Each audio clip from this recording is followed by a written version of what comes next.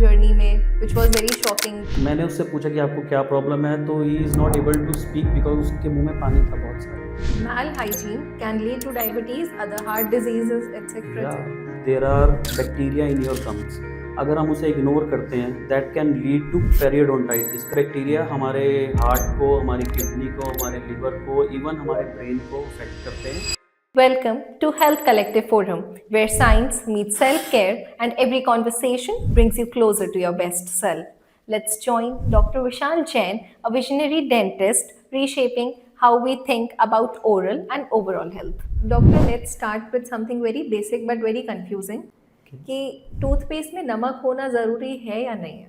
आजकल publicity stunts बहुत हो गए हैं, तो एड्स में आ रहा है टूथपेस्ट में नमक है। इट इज़ मोर ऑफ आई से एडवर्टाइजमेंट गिमिक।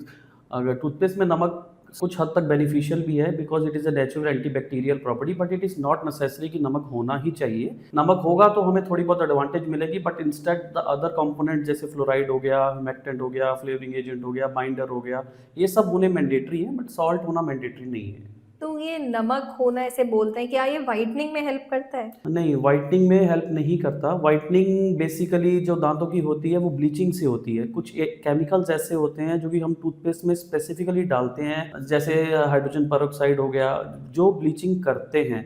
बट सॉल्ट से ब्लीचिंग होती है, it is not true. Okay, क्योंकि लोगों का आजकल एक परसेप्शन है clean teeth are white teeth या फिर white teeth are clean teeth. तो इसमें क्या डिफरेंस है? जो दांत वाइट हैं वही साफ होंगे? नहीं नहीं नहीं, देखो इंडिया में ये नोशन है कि white teeths are the beautiful teeth, perfect smile, but many countries they prefer dark teeth has a good complexion. So it varies from ethnicity, varies from the geographical area कि तुम्हारी smile कैसी, but in India it is the perfect smile is basically link with the white teeth. So that's why ये जो whitening toothpaste आजकल आ गए हैं, they are more promoting it that white teeths are best, but depending upon the skin color, depending upon the tone of likewise the tooth also have its particular color। ऐसा नहीं है कि white teeth ही beautiful होते हैं, healthy teeths are the best. तो sir फिर ये पता कैसे चलेगा कि टीथ हेल्दी है कि नहीं है? Is there any parameter for the same? For that you have to go to a dentist for your Okay. oral checkup, and dentist can tell you that your teeth are healthy or not. They are caries free, they are plaque free, they are tartar free, and your biting efficiency is good, and whether they help perfectly in your mastication or chewing of your food. If they are solving all the purposes, then you have a good oral health. Okay sir, और ये जहाँ से हमारी brushing की habit I, teeth clean रखने की, oral health की, तो ब्रशिंग में भी is there any particular way जैसे ब्रश करना चाहिए या कोई किसी टाइम तक करना चाहिए? देखो, ब्रशिंग में भी फॉल्ट बहुत ज़्यादा है, जिसकी वजह से ओरल कैविटीज़ बहुत फ्रीक्वेंट है। Most common disease in India is a dental caries. अगर आप किसी से भी पूछोगे तो dental caries is the most prevalent. वो होने के रीज़न सबसे पहले तो अवेयरनेस, हमारे इधर अवेयरनेस बहुत कम है, जिससे कि डेंटल केरीज बहुत फ्रीक्वेंटली होती हैं। ओरल हेल्थ मेंटेन नहीं करते हैं लोग, रेगुलर चेकअप के लिए नहीं जाते हैं, रेगुलर ब्रशिंग नहीं करते हैं, कुछ भी फास्ट फूड जैसे आजकल बहुत ज़्यादा हो गया, स्टिकी फूड वो खाते हैं, जिससे कि इनके डेंटल केरीज बहुत ज़्यादा बढ़ रही है। जो आपका क्वेश्चन था कि ओरल हेल्थ हम कैसे, ब्रशिंग कैसे मेंटेन, ब्रशिंग करने के बहुत तरीके हैं and it varies from age to age. जैसे छोटे बच्चे हैं, अगर वो ब्रश करते हैं तो उनका मेथड अलग होता है। जब हम मिडिल एज में आते हैं तो आधे मिल्क टीथ होते हैं, आधे परमानेंट टीथ होते हैं, उनका ब्रशिंग मेथड अलग होता है। और जैसे हम एडोलसेंट की तरफ जाते हैं, बड़े हैं जिसमें सारे परमानेंट टीथ हो जाते हैं, then also we have a different method of brushing depending upon कि हम ब्रश का हेड कितना होना चाहिए, ब्रश के ब्रिसल्स कैसे होने चाहिए, टूथपेस्ट कौन सा होना चाहिए, it varies from age to क्योंकि एज। सर आजकल ये इलेक्ट्रिक ब्रशेस भी बहुत पॉपुलर हो रहे हैं, क्योंकि पहले के टाइम में ऐसा नहीं था, बट तब भी लोगों के दांत वो रियली हेल्दी। मैं आपको एक बात बताता हूँ, इलेक्ट्रिक ब्रश इन्वेंट करने का तरीका एक्चुअली फिजिकली कॉम्प्रोमाइज पेशेंट्स के लिए था। जैसे कोई स्पेशली एबल्ड चाइल्ड है, वो ब्रश नहीं कर सकता, he can not do his hand movements properly, उनके लिए ये ब्रशेस इन्वेंट हुए थे। But in some cases they are more popular in now general population also, because many patients use hard brush and they while brushing put extra force on their teeth, जिससे कि दांतों को नुकसान होता है, दांतों में एनामल जो है इरोड होता है, and it's in their habit they cannot go away with this habit कि हम उनको बोलें कि आप ब्रश ऐसे मत करो, because they are their muscles are toned like that. So to break that habit of brushing fast and for long time, we give them electric brushes. Because I believe even that's a myth ना, some people say कि ज़्यादा अच्छे से दबा के brush करो तो that will be नहीं more नहीं नहीं, useful और helpful. अगर हम ज़्यादा दबाकर ब्रश करेंगे, ज़्यादा फोर्स जनरेट करेंगे तो वो एनामल को इरोड करेगा, इनेमल को लॉस करेगा. अगर एक बार एनामल चला जाता है, एनामल कभी वापस नहीं आता, बिकॉज उसमें कभी भी सेंसेशन नहीं होती है ना. And enamel is the topmost layer या of topmost layer of the tooth is enamel, जो कि सेंसेशन लेस होता है, उसके अंदर कोई ब्लड वेसल्स नर्व्स नहीं होती है, इसलिए वो एक डेड पार्ट होता है. अगर वो इरोड हो जाता है तो body can not repair it. उसके अंदर की जो लेयर होती है वो डेंटिन होती है, उसमें नर्व वेसल्स और सेंसिटिविटी होती है. तो जब हम कोई ठंडा या गर्म लेते हैं, अगर वो एनामल की लेयर इंटैक्ट है तो हमें महसूस नहीं होता, there will be no sensitivity, no pain. But एक बार वो हम हार्ड ब्रश से या ब्रशिंग में ज़्यादा फोर्स लगाने से हम एनामल को इरोड कर देते हैं, तो अगर एनामल चला जाता है तो हमारी सेकंड लेयर एक्सपोज हो जाती है, दैट इज डेंटिन. उसके अंदर नर्व्स और सेंसेशंस होती हैं, तो हमें ठंडा गर्म मीठा सब लगता है. एंड फिलिंग और कैपिंग और रूट कैनल के अलावा हम एनामल को कभी भी दोबारा रिपेयर करके हम बना नहीं सकते हैं. So it is very very mandatory कि हम ब्रशिंग प्रॉपर करें, जिससे कि हमारा एनामल लॉस ना हो. प्रॉपर सॉफ्ट ब्रिसल से ब्रश करना चाहिए और एक ही मोशन में बार बार ब्रश नहीं करना चाहिए. We have to do brushing in upward and down motions और रोटेटरी मोशंस, और ज़्यादा फोर्स नहीं लगाना चाहिए. अगर आपके ब्रिसल्स फ्रे हो रहे हैं, मतलब घूम रहे हैं ब्रिसल्स, तो दैट मीन्स आप ज़्यादा फोर्स लगा रहे हो. You have to go to a dentist and get the motion of your tooth brushing right. Okay. And sir, as you mentioned कि एक बार enamel erode हो जाए, so we cannot repair it or rebuild. So once the enamel is eroded, तो cavity होती है या उससे क्या होता है? देखो, कैविटी होना और एनामल का इरोड होना दोनों अलग अलग चीज़ें हैं. कैविटी होने से भी एनामल लॉस होता है, बट एनामल लॉस होने में हर बार कैविटी का इन्वॉल्वमेंट नहीं होता. जैसे हम दांतों की बहुत कई पेशेंट्स आते हैं, उनके जो स्पाउस है या उनके बच्चे हैं, वो बोलते हैं कि इनके रात को दांतों में से आवाज़ें बहुत आती हैं, जो किच किच किच किच की आवाज़ करते हैं. क्यों? क्योंकि हम अनकॉन्शियसली दांतों को क्लेंच कर रहे होते हैं रात को, because of stress, because of any bad dream, या फिर बिकॉज ऑफ हैबिट हम दांतों को जोर से क्लेंच करते हैं एट द नाइट. उससे क्या होता है, या इट इज़ वेरी कॉमन, इसको ब्रक्सिज्म बोलते हैं. आप अगर पढ़ेंगे तो बहुत सारे आर्टिकल्स इसके बारे में लिखे जा चुके हैं. उसमें क्या है, habitual grinding of upper and lower teeth together. उससे क्या होता है कि बार बार ग्राइंड करने से जो टॉप मोस्ट लेयर है वो इरोड होती है, या हमारी एनामल चला जाता है, और उससे क्या सेंसिटिविटी आती है, और उसको हम फिर दांत की हाइट छोटी हो जाती है, क्योंकि एनामल की एक लेयर अपर एंड लोअर चली गई और नीचे की डेंटिन एक्सपोज हो जाती है, वो सेंसिटिविटी कर देती है. अच्छा. और एनामल को दोबारा हम बना नहीं सकते, क्योंकि it is the hardest structure in the body. हम कोई भी फिलिंग करेंगे, कुछ भी करेंगे, that will be softer then the enamel. Full mouth rehabilitation करना पड़ता है, कई बार मल्टीपल क्राउन्स देने पड़ते हैं हाइट मेंटेन करने के लिए. That will be very tedious procedure in the dentistry. So better है कि आप डेंटिस्ट के पास जाएं, अपने ओरल हेल्थ को एवेलुएट कराएं. अगर आपको ऐसी कोई हैबिट है तो there are habit breaking appliances which are available in along with the dentist, they can guide you better. And वही कैविटी की जो हम बात कर रहे थे कि अब कैविटी कब आती है फिर हमारी पिक्चर में, और वो देखो, कैसे इम्पैक्ट करती है? कैविटी आने के रीजंस स्टिकी फूड मैं मानूंगा. अगर दांतों के ऊपर कुछ भी स्टिकी फूड चिपका हुआ कोई भी खाना रह गया है, जैसे हमारा दांतों का सरफेस कभी भी प्लेन नहीं होता, देयर आर पिट्स एंड फिशर्स. अगर कोई डीप पिट है, डीप फिशर है, और हम कोई स्टिकी चीज़ खा रहे हैं, वो पिट के अंदर चली गई है, और हम उसके बाद रिंस नहीं कर रहे हैं, गार्गल नहीं कर रहे हैं, ब्रश नहीं कर रहे हैं, तो वो दांतों के ऊपर चिपका रह जाता है, और धीरे धीरे ओवर द टाइम वो डिकम्पोज होना शुरू हो जाता है. जनरली तभी कहते हैं कि रात में ब्रशिंग करनी चाहिए कि yes, night brushing is mandatory because of this only. क्योंकि हम 7 से 8 घंटे जब हम सोते हैं, अगर वो स्टिकी फूड आपके दांतों पे चिपका रह गया, वो धीरे धीरे रात को डिकम्पोज होगा तो उससे लैक्टिक एसिड बनता है. वो लैक्टिक एसिड दांत के एनामल के अंदर चला जाता है, उसे पोरस कर देता है, उसका जो कैल्शियम है वो ले लेता है और कैल्शियम लैक्टेट बना देता है. वो पोरस होने की वजह से वहाँ पर फिर कैविटी फॉर्मेशन शुरू हो जाती है. वो कैविटी फॉर्मेशन फिर अंडरमाइन हो जाके दांत के अंदर चली जाती है, और धीरे धीरे टूथ लॉस हो जाता है, और कैविटी फॉर्मेशन हमें विजिबल हो जाती है, और सेंसिटिविटी होने लगती है जब तक वो डेंटिन तक पहुंच जाती है. तो इसीलिए टूथ ब्रशिंग नाइट में मैंडेटरी है, क्योंकि उस समय सलाइवरी एक्शन भी नहीं हो रहा होता, बफर नहीं हो रहा होता, हमारा पीएच मेंटेन नहीं रहता. अगर हम सलाइवा दिन में कुछ खाते हैं और सलाइवा प्रोडक्शन होता है, सलाइवा प्रोडक्शन से बफर एक्शन होता है जिससे कि हमारा एसिड वॉश आउट हो जाता है, पर नाइट में ऐसा कुछ नहीं होता। नाइट ब्रशिंग तो मैंडेटरी है, it has to be done. क्योंकि सर वही, अगर एक बार कैविटी हो जाती है तो if it affects for a longer time, so how can we like prevent cavity और या समथिंग? देखो, अगर कैविटी आपके दांतों में हो गई है और देखो, जब तक कैविटी एनामल में कन्फाइन रहेगी पेशेंट को पता नहीं चलेगा। As I told you earlier कि एनामल डेड टिश्यू है, उसके अंदर कोई सेंसेशन नहीं होती है। तो जब भी वो कैविटी एनामल के अंदर रहेगी पेशेंट को अवेयरनेस नहीं होगी, ना ही पेशेंट को भी पेन होगा, पेशेंट को पता भी नहीं चलेगा। Once it reaches the dentin, dentin में जाने के बाद सेंसिटिविटी होती है। That's why every 6 month a dental visit is must, क्योंकि अगर कोई कैविटी एनामल में कन्फाइन है, अभी तक डेंटिन तक नहीं पहुंची है, you can not identify it, your dentist can only identify it and clean it and fill it at that point of time only, until and unless it reaches the dentin So sensitivity there are, level. how many stages are there for cavity? Are there any particular stages, like the initial and the most dangerous ones? हाँ, cavities को हम classify कर सकते हैं। जैसे initial loss होता है calcium का दांत में से, तो एक वाइट स्पॉट लीजन बनता है, दांत के ऊपर एक वाइट सी लेयर बन जाती है। अक्सर बच्चों में देखा जाता है कि चौकी वाइट दांत हो जाते हैं उनके गम्स के मार्जिन पे, उनको हम वाइट स्पॉट लीजन्स बोलते हैं या इनिशियल केरियस लीजन्स बोलते हैं। वो प्रिवेंटिव होते हैं और रिवर्सिबल होते हैं। उनके ऊपर हम ऐसा केमिकल लगा देते हैं जिनमें कि फ्लोराइड की मात्रा बहुत ज़्यादा होती है, वो कैल्शियम की जगह पे फ्लोराइड वहाँ जाके डिपॉजिट हो जाता है और वापस एक एनामल रिपेयर हो सकता है।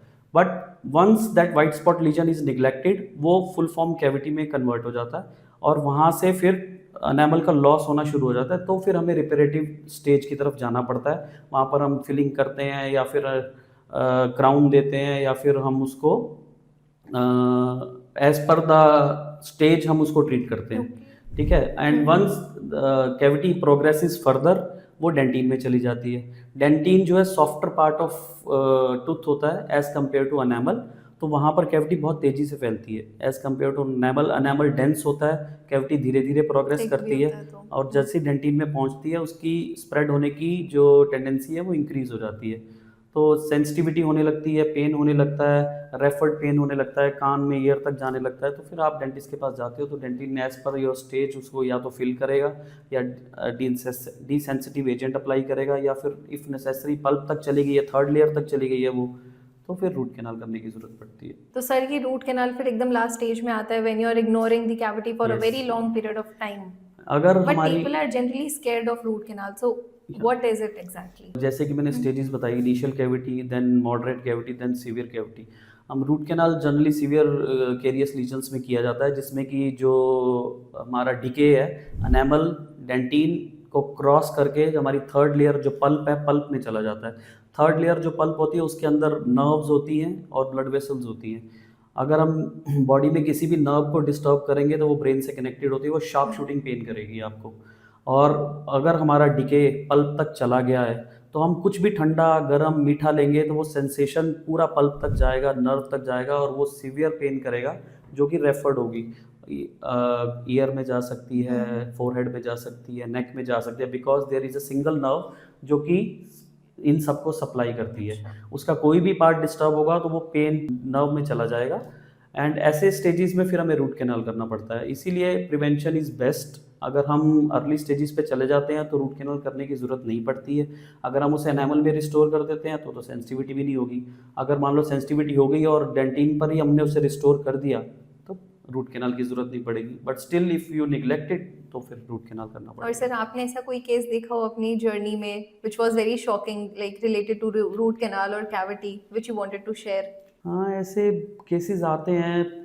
जैसे कि 25 इयर्स मेरी जर्नी को हो गए हैं, मैं 25 साल से डेंटिस्ट्री प्रैक्टिस कर रहा हूँ।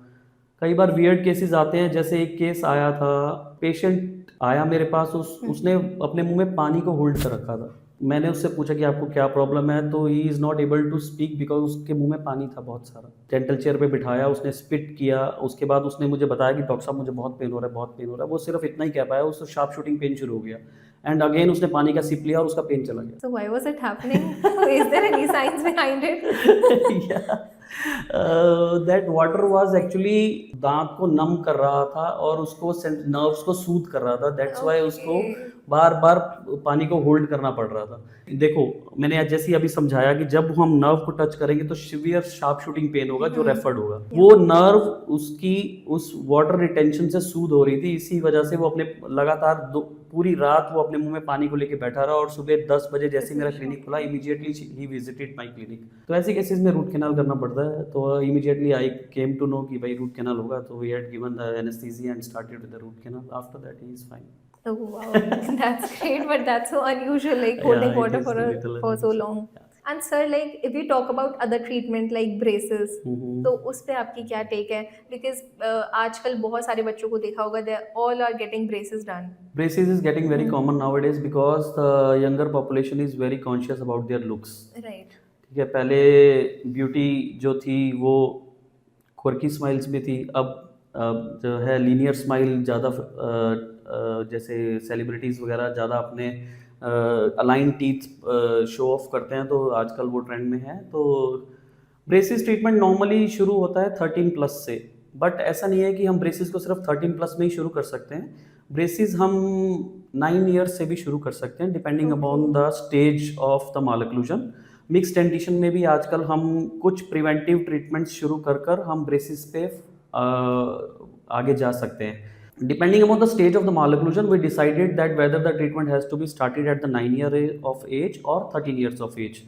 नॉर्मल जो टेक रहता है डेंटिस्ट का वो ये है कि जब तक पूरे परमानेंट टीथ इरप्ट ना हो जाए तब तक हम नॉर्मली ब्रेसिस शुरू नहीं करते। तो नॉर्मल एज जो परमानेंट टीथ आने की है 13 to 14 ईयर्स है, तो braces normally 13 to 14 years of age में हम शुरू कर देते हैं।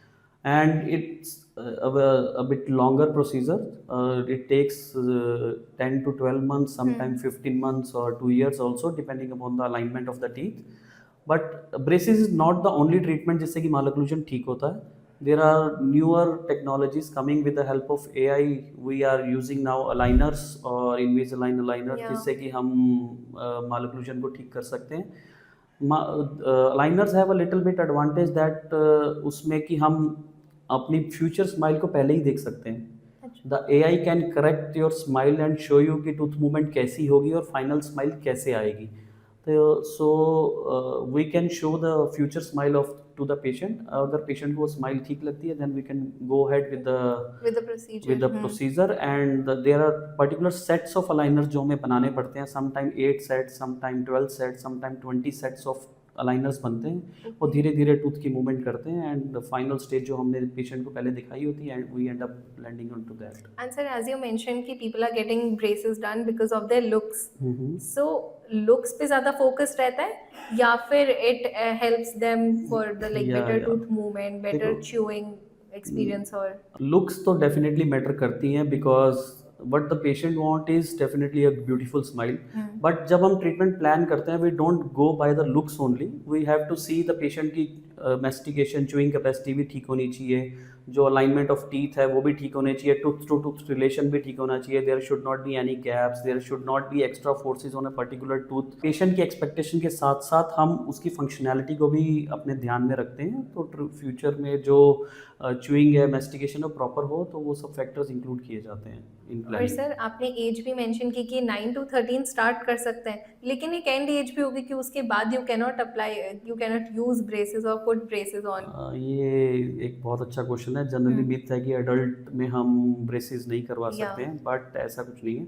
Until unless the your bone and your teeth are strong enough, your teeth are perfectly aligned in the bone and bone is holding your tooth firmly, you can go ahead with the braces treatment. एक specifically branch है adult orthodontics जो कि इसी चीज़ में deal करती है, जिसमें कि हम 30, 35, 40 ईयर्स तक भी ब्रेसेस कर सकते हैं। Okay, because I have heard कि you can not get braces after 18 और maximum 20 years old. No, it is a wrong statement.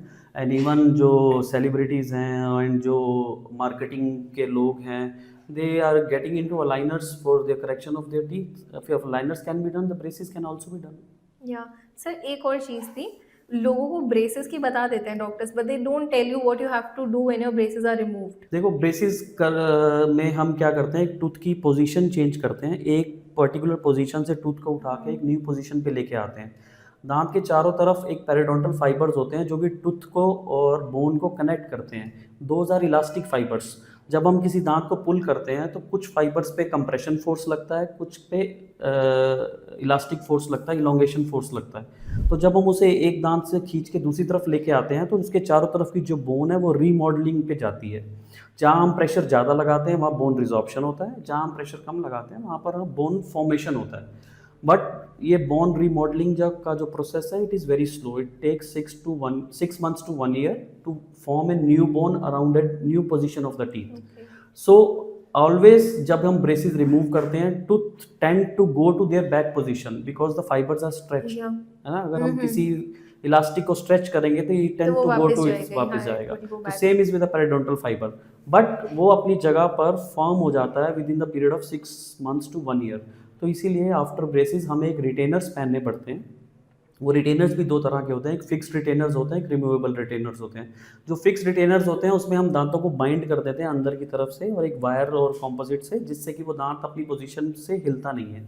या फिर हम एक सेट ऑफ रिटेनर्स बनाते हैं, आजकल ट्रांसपेरेंट अलाइनर की तरह रिटेनर्स बनते हैं, वो पेशेंट्स को पहनने पड़ते हैं।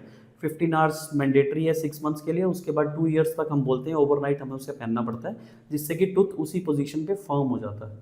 ओके एंड सर उसके क्लीनिंग मेथड्स क्या होंगे? Because if you are wearing something in your mouth for so long तो you might face bad breath and देखो अदर थिंग्स। जो अगर हम ये अलाइनर्स और रिटेनर्स हम इसको पहन रहे हैं, अलाइनर्स का तो टाइम पीरियड बहुत लंबा होता है, 21 आवर्स डे पहनना पड़ता है उसको। ड्यूरिंग च्यूइंग और मेस्टिकेशन हम उसे निकालना पड़ता है, बाकी हर समय उसे पहनना है। तो there is a particular care for these aligners because they are there in your mouth for a long, और सलाइवा उसके ऊपर रहता है। एक पर्टिकुलर हाइजीन किट आती है, उसके साथ वो हम पेशेंट्स को प्रोवाइड करते हैं। उसको रनिंग वाटर से, सोप वाटर से साफ़ करना पड़ता है और उसको हर 15 डेज़ के बाद चेंज करके नए लाइनर सेट पे जाना पड़ता है। तो there is a proper kit जो हम पेशेंट को प्रोवाइड करते हैं for cleaning of. And sir, another major problem is wisdom tooth. In India, so many people get it before the right age. So, and is there any right age for wisdom tooth to come? Wisdom tooth का नाम ही wisdom tooth इसलिए है क्योंकि वो 18 to 25 years के बीच में आती है। नॉर्मली कहते हैं कि आजकल थोड़ा विजडम जल्दी आने लगी है, बट इसका नाम विजडम टूथ इसीलिए है 18 to 25 ईयर्स के बीच में आती है। और जनरली क्या है, देखो हमारा एवोल्यूशन चिंपैंजी या आप कह सकते हैं मंकी से हुआ है। उनके जॉज बहुत प्रोट्रूडेड हुआ करते थे, प्रोट्रूडेड होने की वजह से उनके हर दांतों में गैप होता था। अब क्या है कि ड्यूरिंग एवोल्यूशन हमारा जॉ साइज छोटा होता जा रहा है। जॉ साइज छोटा होने से क्या है कि जो पीछे के जो टीथ हैं विजडम टूथ, उनके लिए स्पेस नहीं बचा, तो वो क्राउडिंग हो जाती है, वो उनकी अलाइनमेंट चेंज होती है, वो टिल्ट हो जाते हैं। सम टाइम वो हॉरिजॉन्टल हो जाते हैं क्योंकि उनको स्पेस नहीं मिलता और मैंडिबल पीछे राउंड शेप में चला जाता है, कर्व हो जाता है। कर्व होने से उस विजडम टूथ भी कर्व अलाइनमेंट में आने शुरू हो जाते हैं। अब न्यू जनरेशन में तो थर्ड मोलर्स आ ही नहीं रहे हैं, वो तो मिसिंग ही होने शुरू हो गए हैं। ये न्यूज़ आई है अभी recently, right? They are current जो जेन जी या जेन बीटा बोल रहे हैं उनमें तो अब ये नहीं आएंगे, विजडम टूथ हैं इन पर। जिनमें अब विजडम टूथ हैं और माल अलाइंड हैं, टेढ़े हैं, उनको फिर एक्सट्रैक्शन की तरफ जाना पड़ता है, उनको निकलवाने पड़ते हैं। एक्सट्रैक्शन से कोई प्रॉब्लम नहीं होती? इज इट नॉर्मल और okay to get it removed?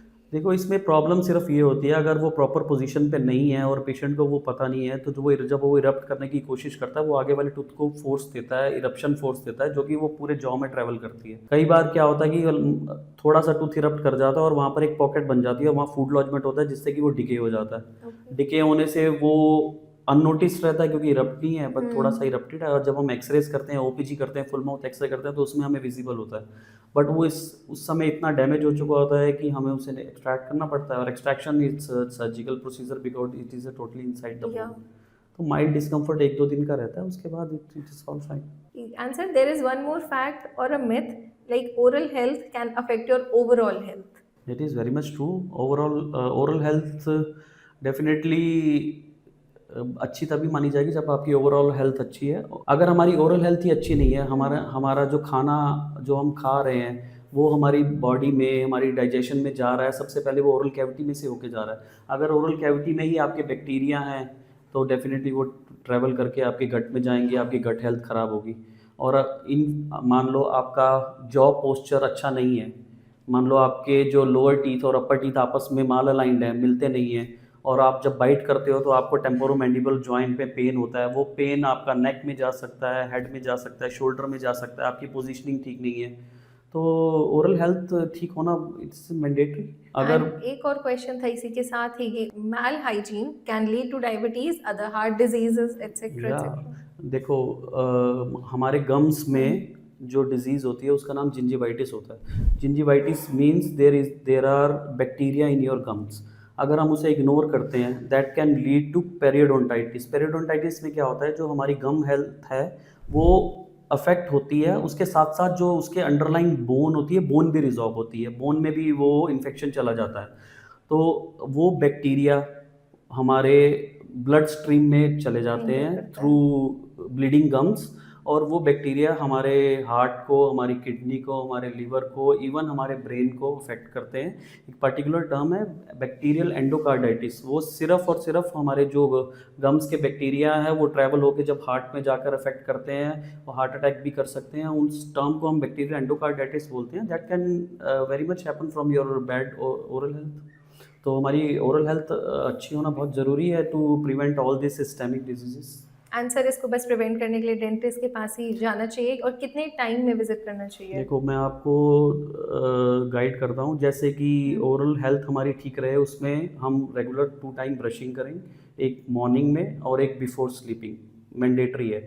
और मॉर्निंग में भी अगर प्रेफरेबली ये होता है कि आफ्टर ब्रेकफास्ट अगर हम ब्रश करें तो that will be good, because हम सुबह उठते हैं, ब्रश करते हैं, उसके बाद 1 घंटे में हम खाना खा लेते हैं, वही स्टिकी फूड आपके दांतों पे लगा रहता है तो क्लीन नहीं होता। अगर हम ब्रेकफास्ट करने के आधे घंटे बाद ब्रश करेंगे तो वो जो स्टिकी फूड आपके खाने के समय पर आपके मुंह में रह गया है तो वो हट जाएगा। और उसके बाद आप वर्क के लिए जाएंगे तो आप लंच टाइम पे ब्रश करेंगे तो इन द मीन वाइल वो आपके ओरल हेल्थ मेंटेन रहेगी। और माउथ वॉश आप यूज़ कर सकते हैं but only as a adjunct, not a primary source. Flossing mandatory है। जिनके दांत टाइट होते हैं, ओवरलैप्ड होते हैं, उनमें जो 2 दांतों के बीच की स्पेस होती है वो अच्छे से क्लीन नहीं होती है, उनको फ्लॉसिंग ज़रूर करनी चाहिए। और 6 मंथ्स में एक बार डेंटल विजिट मैंडेटरी है। जो भी इनिशियल कैविटीज़ हैं जो कि सिर्फ एनामल में कन्फाइंड है वो डेंटिस्ट रिकॉग्नाइज करके फिलिंग कर देगा, तो आप और अच्छी ओरल हेल्थ एंजॉय कर पाएंगे। सर मुझे लग रहा है दिस इज अ फैक्ट कि we should brush after having a breakfast, या but people think it's a myth. No no no no no, मैंने पीपल आपको डोंट ट्रस्ट दिस थिंग। मैं जो हम मॉर्निंग में उठ के ब्रश करते हैं वो हमारी ओरल हैबिट्स जो हमें शुरू में डली हुई हैं उसी के हिसाब से, but that only act as a flavouring agent. हम सुबह उठते हैं, हमें फ्रेश ब्रेथ चाहिए होती है, इसीलिए हम करते हैं, बट उसका जो बेनिफिट है as compare to after breakfast बहुत कम है। अगर हम आफ्टर ब्रेकफास्ट ब्रश करेंगे तो मैंने आपको बताया 5-6 घंटे जो हम या काम करते हैं तो उसमें हमें हेल्प उसमें होगी। भी बेनिफिशियल, और इज देयर समथिंग लाइक कि गुड बैक्टीरिया होता है मुंह में प्रेजेंट, हाँ दैट वी मॉर्निंग शुड में या अगर हम drink morning water in the morning और समथिंग? मॉर्निंग में जब भी हम उठते हैं तो हमारे मुंह में बहुत सारे गुड बैक्टीरिया होते हैं, इसलिए हम ल्यूक वार्म वाटर पीने को बोलते हैं। वो सारे गुड बैक्टीरिया हमारी गट हेल्थ को हेल्प करते हैं तो वो हमारी बॉडी में जाते हैं। अगर हम ब्रश करके उसे वॉश आउट कर देते हैं तो we will not getting any benefit from that those good bacterias. Answer जैसे फ्लॉसिंग भी आपने बोला कि flossing is mandatory, but in India एक बार के लिए लोग माउथ वॉश यूज कर लेंगे but they don't floss, and still it's very fine, they are देखो not affected by Indian it. Population is not even train for a good brushing, तो 2 बार brush करने में ही बहुत संकोच करते हैं, तो फ्लॉसिंग तो उनकी हैबिट में डालना it is a little tough task. But अगर फ्लॉसिंग अगर हम करते हैं तो डेफिनेटली उसका बेनिफिट होता है। और फ्लॉसिंग फॉरेन कंट्रीज़ में तो इट इज़ मैंडेटरी, वो करते ही करते हैं। तो अगर हम अपनी हैबिट में इनकलकेट कर लेते हैं इसको तो it will definitely going to help. तो फिर फ्लॉसिंग छोटे बच्चे भी कर सकते हैं, children below the age of 10 और something like that, because I believe that's a really nice time to inculcate any habit in them. देखो 10 इयर्स के बिलो जो बच्चे होते हैं उनमें ट्रांजिशन फेज चल रहा होता है, उसमें उनके आधे परमानेंट टीथ होते हैं, आधे मिल्क टीथ होते हैं, और नॉर्मली जो उनका जॉ है ग्रो कर रहा होता है। अगर आप 9 to 10 इयर्स के बच्चों को ऑब्जर्व करो ना तो उनके दांतों में स्पेसिंग होती है हमेशा, बिकॉज उनके जो जॉ और जो टूथ का अलाइनमेंट इस तरह का होता है कि there is always a gap between their teeth. तो जब फ्लॉसिंग नॉर्मली क्राउडेड टीथ में की जाती है जिसमें कि हम दांत ओवरलैप्ड हैं, जिनके दांतों में ऑलरेडी गैप है तो उनके तो ब्रशिंग से अच्छे से क्लीन हो जाता है। तो normally flossing after 13 to 14 years हम प्रिस्क्राइब करते हैं। ओके, तो सर फिर तो डेंटल केयर भी डिफर करती होगी अकॉर्डिंग टू या age and people. I told you in the very beginning that oral health is different from child to the adolescent, या that's why it is. And just to conclude this, I wanted to ask you, how can we integrate AI in dentistry, or how will it impact dentistry in the coming 5 to 10 years? AI is a very vast topic and it is getting into dentistry in a very big way. There are so many tools coming जो कि AI based है dentistry में आ रहे हैं. I will give you a little example. जैसे कि एक तो मैंने पहले ही बताया कि अलाइनर केसेस में हम AI का यूज़ कर रहे हैं. हम अपनी फ्यूचर स्माइल पहले ही प्रिडिक्ट कर लेते हैं कि हमारी फ्यूचर स्माइल किस तरह की होगी, हमारी अलाइनमेंट ऑफ टीथ किस तरह की होगी. AI पर मिलीमीटर टूथ को मूव करके नंबर ऑफ सेट्स निकाल देता है कि हमारे इतने नंबर ऑफ सेट्स में हमारी स्माइल बेटर हो जाएगी. And there are 3D scanners available in with the dentist. Like I have a 3D scanner. अब उसमें क्या होता है कि पहले हम क्या करते थे, टूथ का कोई क्राउन बनना होता था या फिर कोई हैबिट ब्रेकिंग अप्लायंस बनना होता था. We have to take impression of the teeth with the material और उसको हम पोर करते थे, उसका मॉडल बनाते थे. Then we have to send to the lab to fabricate a crown और ब्रिज. बट अब क्या है, 3D स्कैनिंग होने लग गई है. There are intraoral cameras which are available. वो आपके टूथ है उनकी फ़ोटोज़ लेगा, उनको लाइव स्टिच करेगा और उनकी एक वीडियो जनरेट कर देगा. That video link you can send to a lab. वो लैब उसको मॉडल को 3D प्रिंट करेगी as per the actual condition of your mouth. तो उसमें जो एरर होने के चांसेस है बहुत कम हो जाते हैं. Because of AI this could only be possible कि हम उसको स्कैन करके आपके माउथ को स्कैन करके लैब भेज पा रहे हैं और वो 3D प्रिंट करके उसका मॉडल बना पा रहे हैं. एंड उससे वो एक्यूरेट क्राउन वो भी 3D कैड कैम टेक्नोलॉजी से बनाकर हमें देते हैं. That is the best crown available along with us. इस तरह से AI और बहुत सारी तो ये टेक्नोलॉजी है अभी इंडिया में, the one you are talking I about? have at my clinic and it is coming very it is a little costly, but yeah, it is getting popular day by day.